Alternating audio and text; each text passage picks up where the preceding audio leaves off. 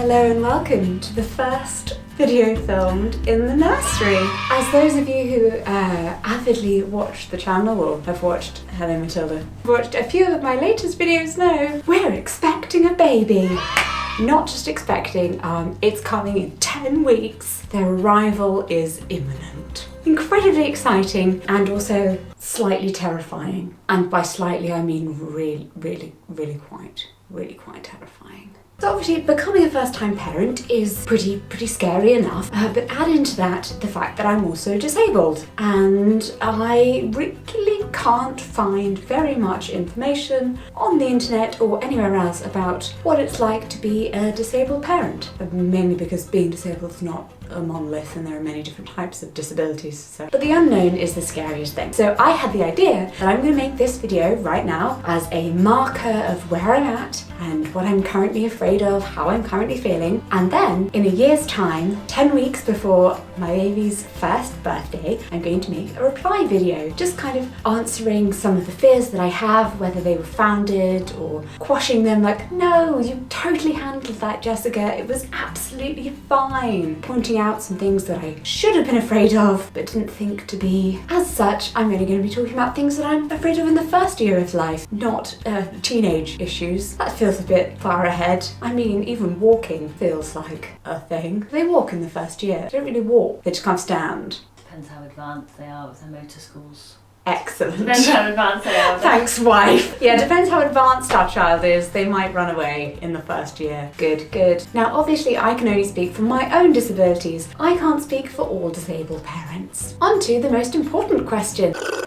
What's wrong with me? So I have a disability called hereditary neuropathy with liability to pressure palsies and Ehlers-Danlos syndrome with postural orthostatic tachycardia syndrome.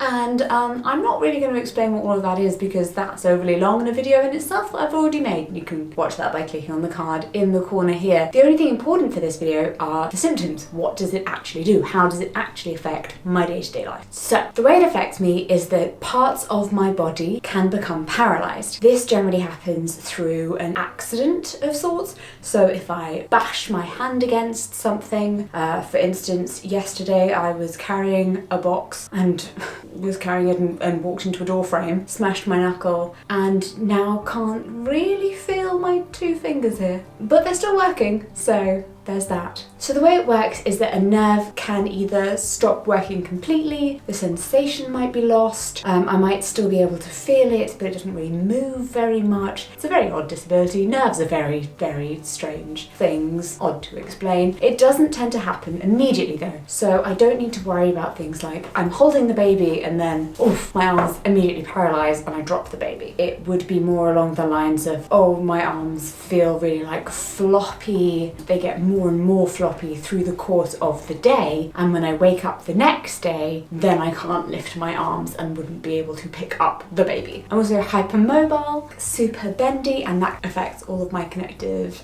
tissue and joints and organs and stuff, which means that my blood pressure is really weird. If I stand up too quickly I tend to faint. If I get out of the bath was hot, I faint. It's a lot of fainting really. I tend to manage that because I have just lived with it for a while. And then you've got, you know, your classics, the chronic pain, the chronic fatigue, deafness. I'm half blind, so I have no depth perception. That's a bit of a bummer. Memory loss, did I say memory loss? I literally forgot if I said memory loss. Well, thanks. Good luck. Look, good you are. Excellent. I got a baby brain. It's my excuse for everything. Handy. I don't have a lot of usable hours in the day. Oh yeah, I'm not very strong. The floppiness makes me not very strong. Oh yes, so for the past year and a half, I have been doing personal training twice a week. Whew. Yeah, you can't see any visible difference in me. This is me showing off a muscle. I've been trying to work up to the weight of a baby so that I'm learning all the correct techniques for picking up a baby safely without injuring myself in any way. When I pick something heavy up, the parts of your body that function automatically, like breathing, your body knows when to breathe. When you're about to pick something heavy up, your body goes, I know which muscles to use, and uses those muscles. Mine, absolutely no clue. So it will just tend to use some random muscles, and that's how you get injured. So I've been trying to train it to use the correct one. Okay, let's begin with some fears. Woo! Babies seem to take all of the energy out of abled new parents. How do you think you'll balance being chronically ill and having chronic fatigue and doing what's best for your body and the needs of a newborn? That is a great question. And obviously that is a worry of mine. I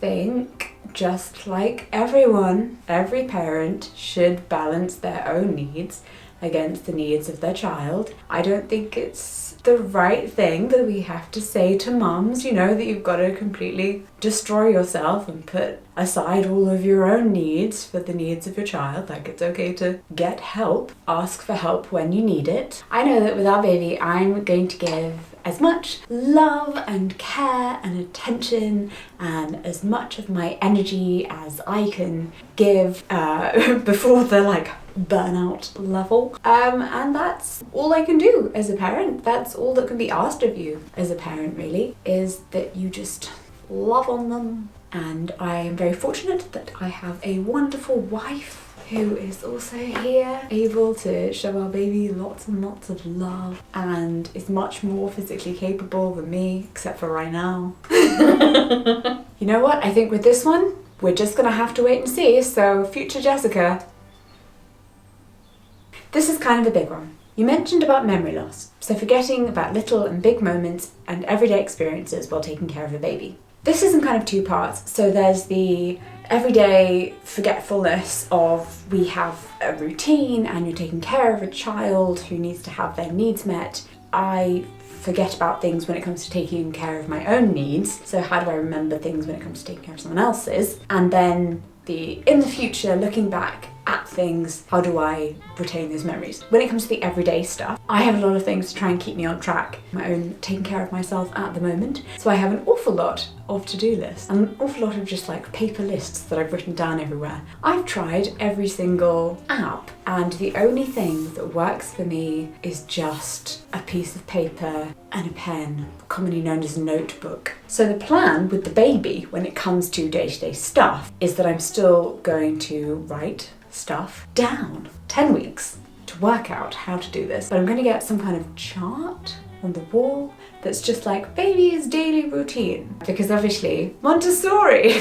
What, you thought I could get through a video about babies and not mention the M word? So in Montessori are very keen on having a routine, which is where you go through the stages of your day, but you don't have a strict schedule in terms of timings. So it's not at 2 minutes past the hour, we do this. And I find that that's currently what works really well for me. I've tried in the past to schedule myself, and that does not work because health fluctuates a lot. And with my illness, I'll just be like, I'm on the floor today. And I still need to start my day, but it's 11 a.m, so now my schedule's out the window. So, gonna get the routine on the wall. And the second part is the worry about forgetting things, forgetting the big moments and memories and the special stuff. And yeah, obviously that's a worry, but that's just my life, I suppose. I just forget stuff. I just forget moments, I just forget things. I'm really into photo books, that's fun. I really like Instagram because I enjoy scrolling back through our Instagram. We have a couple's Instagram, Jessie and Claude. Oh, Jesus, that really hurts. Thank you, wife. She just went, that's the nerves. And it's really nice to scroll back and just see what we did and where we went. And oh my God, pass me that outfit. That's so cute. The one I just made. Your outfits are adorable. She's putting together outfits in the corner. And cataloguing outfits. Yeah, she's actually cataloguing. I'm very keen on inventories This is such a good question. I'm afraid I won't understand the baby. Like, it's so hard to understand full adults. It seems so daunting. Also, the whole sound sensory thing. I'm unable to deal with sounds that are bad. What if my baby just makes bad sounds? So this is a question I really relate to because I struggle to understand people as it is. I have hearing loss, and that obviously comes with a level of difficulty when I'm trying to communicate with people. But we're going to teach the baby sign language from day one, and not Makaton, which is the kind of baby version of sign language. We're going to teach them British Sign Language, but in a slightly easier baby form. So when this is milk, because babies can't put their little thumbs and fingers out because they're not quite capable of that, they can do this. If you sign with your baby and around your baby, so the adults in the family are signing in front of the child, so the child understands that this is how you communicate, babies will actually start signing from around 5 months old. So it should only be 5 months until my baby starts trying to communicate with me. Looking forward to that. And then the second part of this is about the sensory aspect of children, which I don't have so much of an issue with sound sensory things, but I really do visual things. I think it's fair. It's that fair wife. I get overwhelmed visually very easily, and I think it has a lot to do with the fact that I can't hear, so everything in my life has to be very visual, and I also can't see out of one eye, so there's no depth perception. So everything to me is very flat. If you then add a lot of bright colour to that, and contrasting colours especially, it just kind of freaks me out and makes me feel a bit sick. And I'm like, no, I can't cope, I hate it. Why do baby things clash? Why? I don't know why. Yes, am I afraid of my child deciding that they love super bright colours and being attracted to clashing patterns? Yes. So my actual personal biggest fear is one that no one mentioned, but it is making friends with other parents. I know, it doesn't even relate to the actual baby itself. For some reason, I'm kidding myself? I'm not sure. I'm vaguely just like, it'll be fine, it'll be fine. Mainly because I have to believe that, because this baby is coming, it's happening. But I'm really quite terrified about making friends with other parents, having to be, I don't know, I want to create a network of parents, but I worry that they will judge me for choosing to be a parent, even though I'm not 100% capable. And I clearly, probably, most likely, am reading far too much into this. But I worry that they, in their minds, will have this feeling of, well, it's different if you're a disabled person but you've accidentally become pregnant, to then me, a lesbian, whose wife had IVF to create a baby. And they're like, oh wow, you and your wife chose to create a child together. Oh, and just to be clear, the baby isn't inheriting my genetic disabilities, so there isn't that extra layer. It's just that we're choosing for the baby to have a parent who has a disability. But yeah, I worry about being judged on that level. So yes, and now I'm going to have to socialise in the outside world, because that's good for the baby. But yes, how do I deal with this low-level agoraphobia that I've slightly developed? Because I have an issue leaving the house without my wife now. And I should probably learn how to do that again, because that's something you should do with a baby. So yeah, hopefully when I revisit this next year, I will have relearned how to leave the house and how to make friends. Next question. Your child accidentally injuring you while playing. My nephews love to play rough and use me as a human jungle gym. Goodness! Well, I also have nephews, one of whom I think has jumped on me twice. Very quickly learnt that was not a good idea. I think children just know not to do things. So when you remember when you were a little kid, you knew not to jump on your very old grandfather, caring for a baby and doing YouTube. Well, so I suppose any working mother, yes, there's always the concern of how I'm going to balance having a tiny little human who depends on me and also having a job. Well, I'm firstly not going to be the primary caregiver. Is that even the correct term? terminology. Also, that feels like, I don't know who that's offending. I mean, is that even offending? My lovely wife, Claudia, is going to be taking maternity leave for a whole year. So she is going to be putting her dentistry career on hold and spending the year raising our beautiful little young'un and also helping me with my YouTube stuff. I don't know when the baby's sleeping. I laugh because I imagine she'll be sleeping when the baby's sleeping. I've been reading a lot of newborn blogs recently and posts on Reddit, and I don't think that's the best idea when you're expecting a baby, because now I'm just terrified, but also kind of like, yeah, this is probably going to be awful for 3 months. Okay. Our current plan when it comes to YouTube is that from the date the baby is born, there will be one YouTube video released every fortnight for at least 2 months, and then we'll kind of see how I'm coping, because let's be honest, hilariously, I really don't cope well with a lack of sleep. But it's, you know, it's temporary. They grow up. They learn to sleep sometime. 2 months, and then we'll see whether I'll need like an extra month of only videos every fortnight, or whether we'll go back to the usual schedule of once a week with occasional Tuesdays. Yeah, you know, we'll see. Communication. Being deaf means that you won't be able to hear your baby cry. This is probably high on the list of things that make you worry. Yes, so much so that Claudia and I have put a lot of hours into researching baby monitors and the best. And the thing we've decided on for the moment is to go with what's called the 4th trimester, which is, if you've probably heard of like the 3 trimesters of pregnancy, which is how pregnancy breaks down into vaguely 3 blocks, 3 chunks of supposedly 3 months, but that's not really how that works at all, because pregnancy isn't actually 9 months long. You've been lied to this whole time. Ba-boom. I know, everything you learn in school is a lie. The idea of the 4th trimester is basically that you just kind of keep the baby in a similar-ish situation to how it was when it was in the womb. So it's a lot of baby wearing and skin to skin and just making sure that their needs are met. Life's kind of calm, lots of quiet and not too many kind of people holding the baby. Well, I mean, it's been a pandemic, so I'm not gonna let people hold my baby. Not for a long time. Not unless you're vaccinated. Oh, no. And as part of that, the baby will be sleeping in our room, in a little bassinet next to our bed, right next to Claudia. My God, her mum-dar is ready. The dogs used to sleep on our bed, transitioned to sleeping on a different floor to us. And if one of them in the middle of the night is a bit like, I feel a bit sick, Claudia's like, Walter's not feeling good. So I'm pretty sure that a baby in a bassinet right next to her that's feeling a bit upset will immediately be.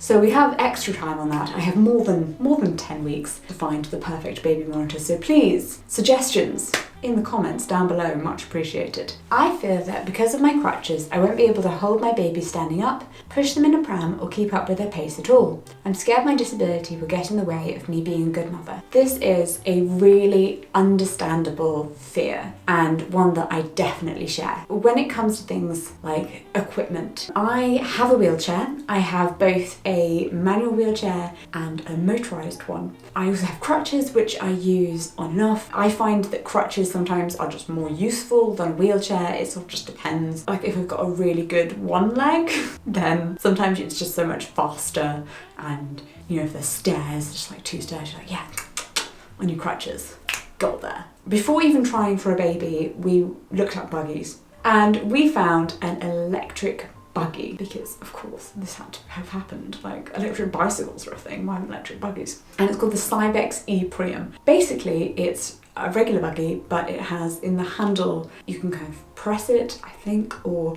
it sort of notices when you're going up a hill or down a hill. That was my worry. And then it uses the battery to put its brakes on or to power itself up the hill. So you're using the same amount of energy that you would be using just pushing it along on the flat. Now with my nephew's buggy, which is pretty much my only experience I think of walking around pushing a buggy, except doing things like shopping carts, I tend to, when we're in the supermarket, really like pushing around a shopping cart. I find that easier for me than walking around on my own 2 feet. Kind of a bit like a mobility aid, like a Zimmer frame in a way, because it gives me that extra bit of stability. But his buggy is quite heavy. It's really quite a heavy buggy. And so I'm fine on this flat, we're doing good, gets to a bit of a hill, then we come to an issue and I'm like, Claudia, can't push the buggy. That doesn't happen with the e-Priam, apparently. Don't know. It hasn't arrived yet. Cannot confirm. Need to test it. So this is one of the things that for me, as a disabled parent, I think is